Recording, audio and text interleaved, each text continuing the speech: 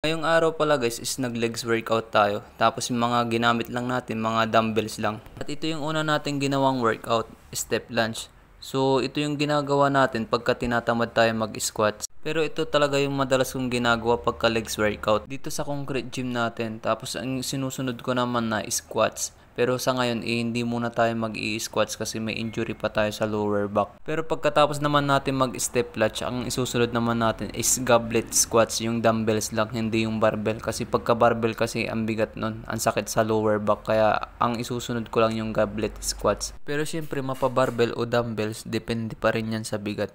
Kasi kung goblet squats lang din yung gagawin natin at sobrang bigat din naman yung bubuhatin natin na dumbbells, parang ganun lang din sa barbell squats.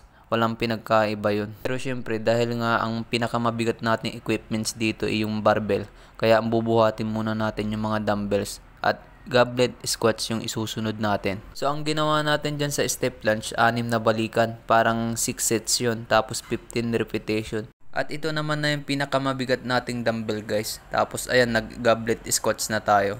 So kung tatanungin nyo kung ilang kilogram tong binubuhat natin, nasa 34 kilogram lang to. Pero nung tinimbang ko yan, nung wala pa siyang bitak-bitak, ngayon na medyo may bitak-bitak na siya, baka bumaba na.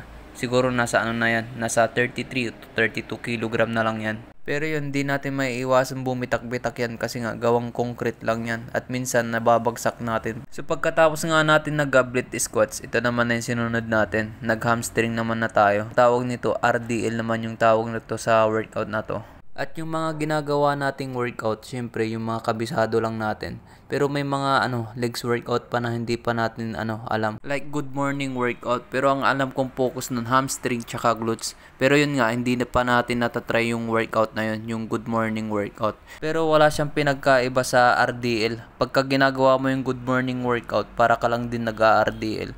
Pero pagka good morning workout kasi, ang binubuhat mo nun is barbell. Pero sa RDL, pwede kang bumuhat ng dumbbells o barbell. So yung mga ginawa nating workout, step lunge, goblet squats, tapos itong RDL. Yan lang din yung mga madalas kong ginagawa pagka legs workout.